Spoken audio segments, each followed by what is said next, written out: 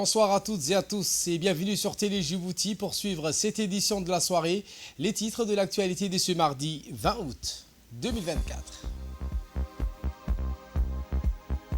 Symposium sur l'appui à l'engagement des politiques publiques sectorielles tenu par l'ONG EVA en collaboration avec l'ONG Sahel. Et dans l'actualité internationale, ce 22h, l'Afrique australe, où plus de 68 millions sont touchés par la sécheresse du phénomène El Niño.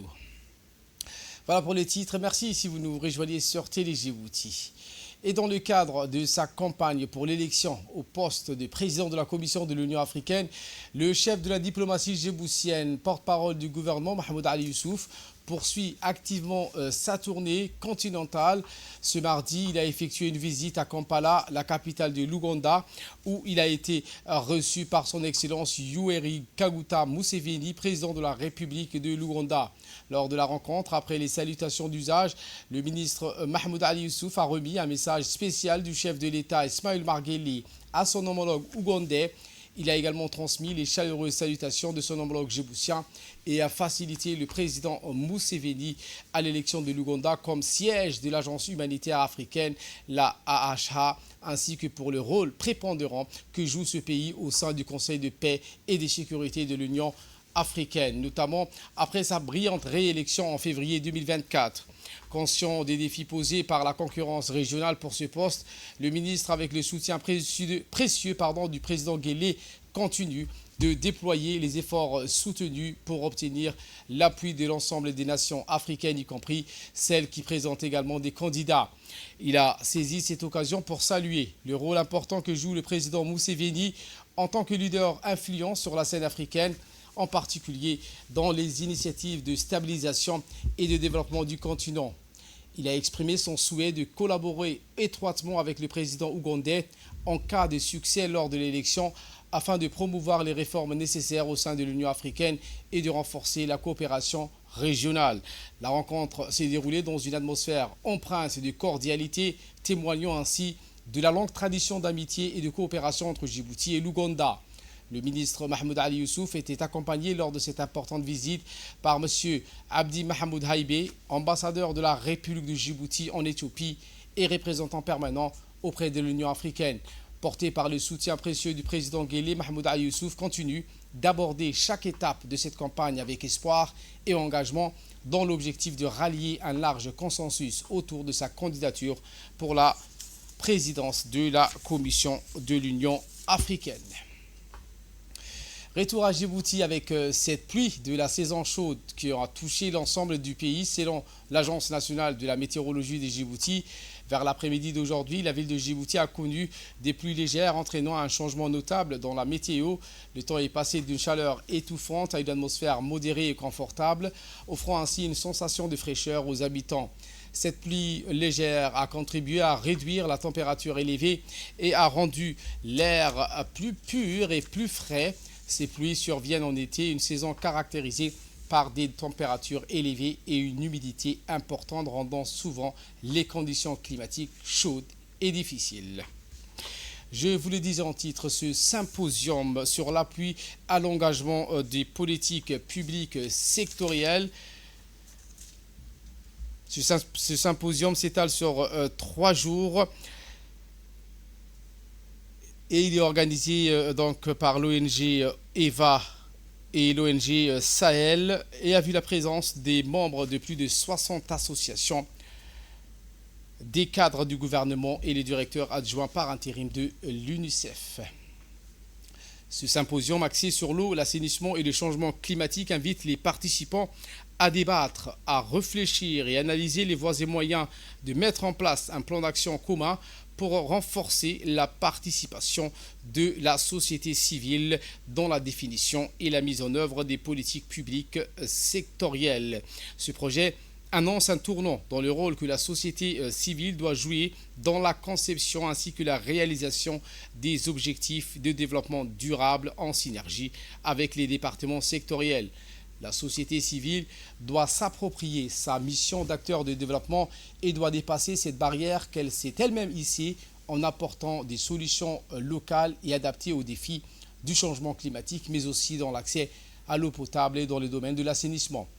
Le temps d'attendre tout des départements ministériels est révolu. C'est ce qu'a souligné le président de l'ONG Eva Ahmed Ali pour suggérer donc à la société civile qu'elle a un rôle et une responsabilité dans la conception et l'élaboration des projets de développement durable pour rendre efficients et efficaces les actions du gouvernement. Le choix de l'ONG Eva pour mener à bien ce projet n'est pas anodin, car cette ONG de renommée internationale a une expérience professionnelle inédite de plus de 2 décennies dans la lutte contre le changement climatique et la formation de la société civile.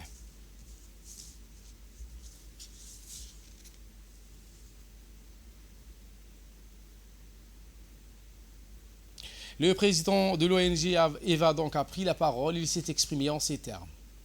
Réunis ce matin pour lancer les symposiums sur les politiques publiques dans le secteur du changement climatique et de l'eau-assainissement, qui se déroulera sur 3 journées, auxquelles prendront part une 50aine d'organisations associatives et ONG nationales issues de toutes les régions et communes du pays, ainsi que des représentants des collectivités locales et des préfectures. Ce symposium s'inscrit dans le cadre du projet intitulé « Appui à l'engagement de la société civile djiboutienne dans la définition et la mise en œuvre de politiques publiques sectorielles » porté par le consortium EVA SES Sahel, cofinancé par l'Union européenne et l'UNICEF, avec le ministère de l'économie et des finances comme ordonnateur national. Ce projet, qui a débuté en avril 2023, a pour but de soutenir l'inclusion des acteurs non étatiques dans l'élaboration, la mise en œuvre, le suivi et évaluation des politiques sectorielles relatives au changement climatique et à l'eau-assainissement. Le symposium que nous nous apprêtons à lancer aujourd'hui constitue une étape charnière à un moment où le projet aborde sa dernière phase. Il vise à outiller davantage les organisations de la société civile organisées en réseau à l'issue de plusieurs séances de formation qui ont porté sur les thématiques du projet, mais aussi sur le concept du réseautage, de la gouvernance associative ou encore des notions de bonnes pratiques et leur capitalisation. Les thématiques du changement climatique et de l'eau-assainissement figurent au premier rang des priorités des politiques publiques et appellent à l'implication de tous les acteurs et en particulier de la société civile aux côtés du gouvernement. Dans cette optique, ces symposiums offrent le cadre de référence à la société civile pour s'approprier les politiques publiques sectorielles et pour impulser une nouvelle dynamique dans le partenariat entre l'État et la société civile que les pouvoirs appellent de tous leurs vœux. Et pour sa part, le secrétaire général du ministère de l'Environnement et du Développement durable, M. Dina Abdallah Omar, a rappelé que le changement climatique est un phénomène planétaire qui touche beaucoup des pays ces dernières 2 décennies dans la République de Djibouti. Voici ses propos. Climatique, on en parle maintenant depuis une dizaine, une vingtaine d'années, mais il ne fait que s'aggraver. Et les causes du changement climatique sont connues. Ce sont les émissions de gaz à effet de serre qui viennent des usines ou qui viennent des voitures. Et les responsables du changement climatique aussi sont connus, c'est de plus ou moins, ce sont ce qu'on appelle les grands émetteurs de gaz à effet de serre. C'est-à-dire les pays développés, l'Europe, l'Amérique, mais aussi de plus en plus les pays émergents, comme la Chine, l'Inde, le Brésil, etc. Nous, en tant que pays africains, nous contribuons très peu au changement climatique. Toute l'Afrique contribue pour 4%, c'est-à-dire 54 pays africains ne représentent que 4% de l'émission de gaz à effet de serre. Et vous imaginez que Djibouti ne représente rien du tout dans l'émission de gaz à effet de serre. Cela ne veut pas dire que tout le monde ne doit pas contribuer à préserver un système climatique.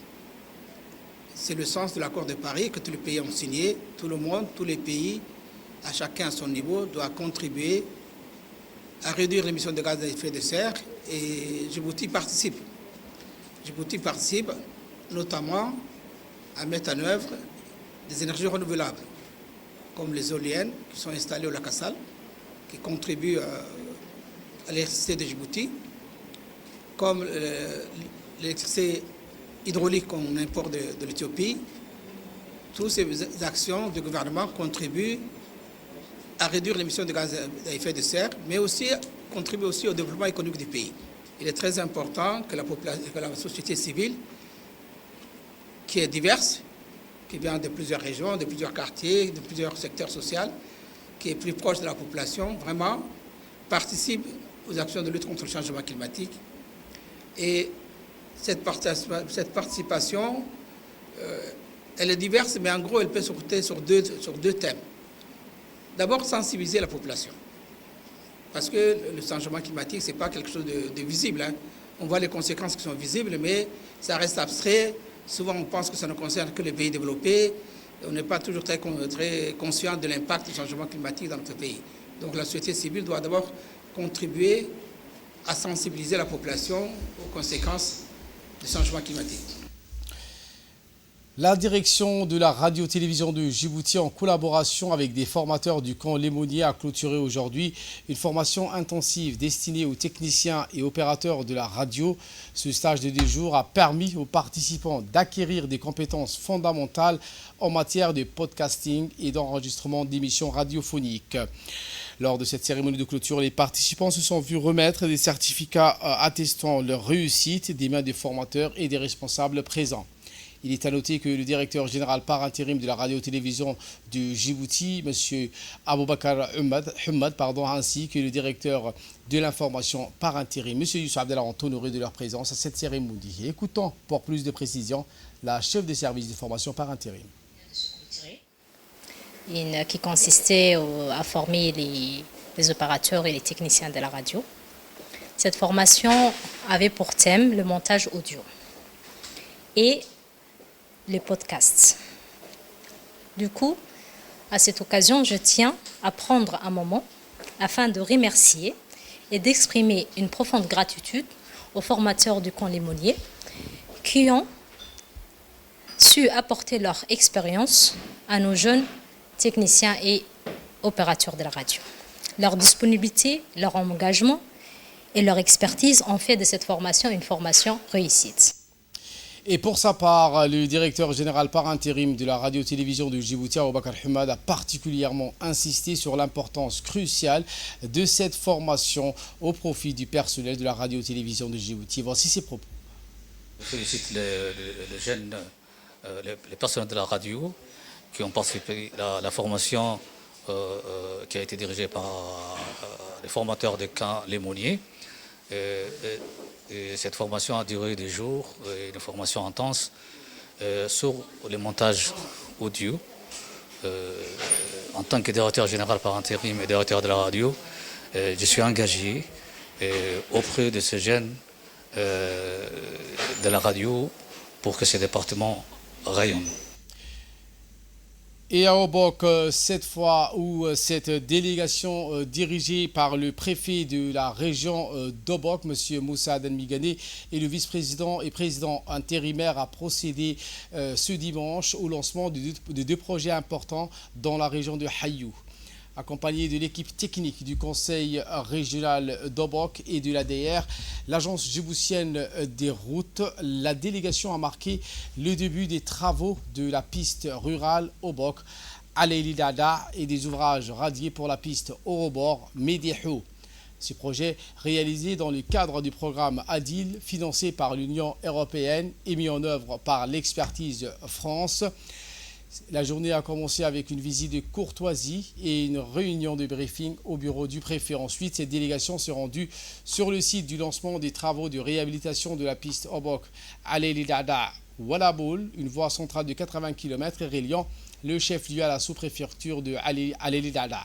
Sur place, les autorités accompagnées des responsables coutumiers des localités concernées se sont réjouis du démarrage de cette deuxième phase des travaux. Après le lancement de la réhabilitation de cette piste, la délégation s'est déplacée vers Orobor pour lancer la construction des radiers sur le tronçon réhabilité Orobor-Médéhou de 22 km. Ce projet a été accueilli avec satisfaction par la population de Médéhou. Le préfet de la région de Hayou s'est donc exprimé en ces termes. Voici ses propos. Nous sommes sur la route de Obok à Lelou pour constater le commencement des travaux en parallèle avec celle de Orobor à Médého, où nous avions déjà fait le lancement le 29 février. Donc pour Orobor Médého, nous entamerons aussi les travaux d'ouvrage. Mais en parallèle, nous avons lancé aujourd'hui les travaux gigantesques qui vont prendre 3 mois entre Obok et Alelou. Ainsi, nous pouvons donc délocaliser, donc désenclaver les localités de Médého. Et aujourd'hui, donc, commence le désenclavement de la localité et de toute la sous-préfecture de Alaïdada. Et voilà qui nous ramène de parler de cette saisie record où lors d'une opération d'envergure régionale, la division des douanes de Tadjoura et l'armée nationale ont joint leurs efforts pour procéder à une saisie et destruction record de 13 000 kg de cannes de contrebande. Et pour cela, 2 véhicules incriminés dans ce trafic ont été immobilisés.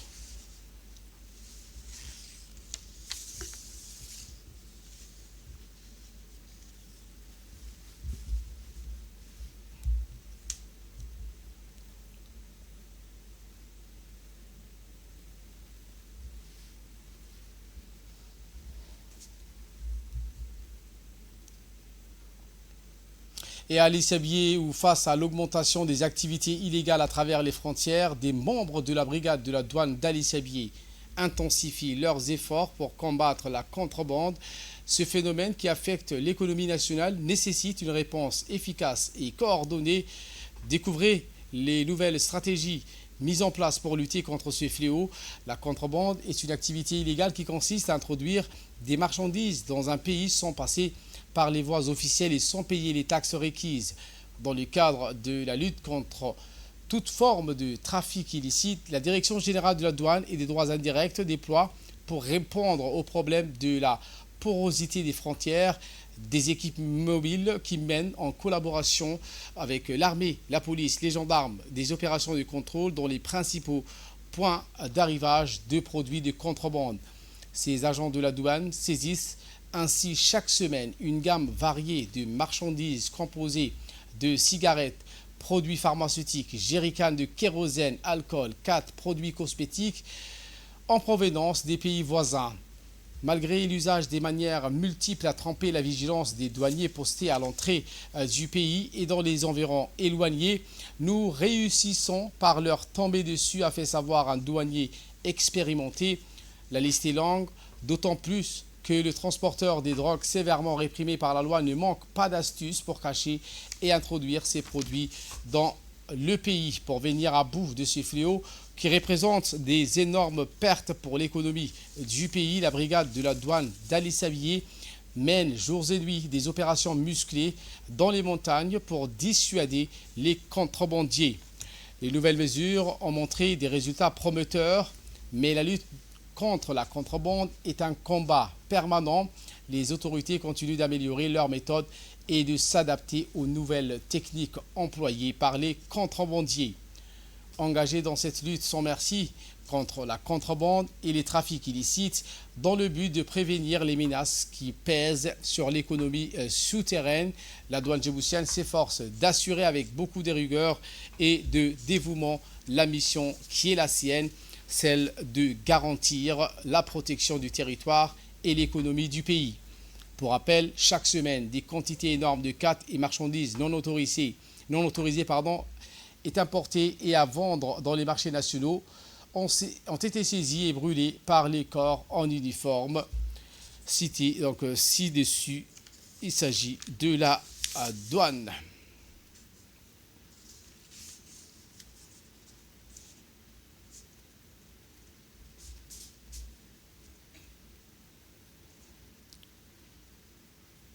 Et en nouvelles du monde, je vous le disais en titre, en Afrique australe, 68 millions sont touchés par la sécheresse du phénomène El Niño. La communauté de développement de l'Afrique australe, la SADC, a lancé un avertissement sérieux concernant cette sécheresse sévère causée par le phénomène climatique El Niño qui affecte désormais 68 millions de personnes dans la région. Voilà pour l'essentiel de ce 22h. Merci à vous de nous avoir suivis et très bonne suite des programmes sur Télé Djibouti.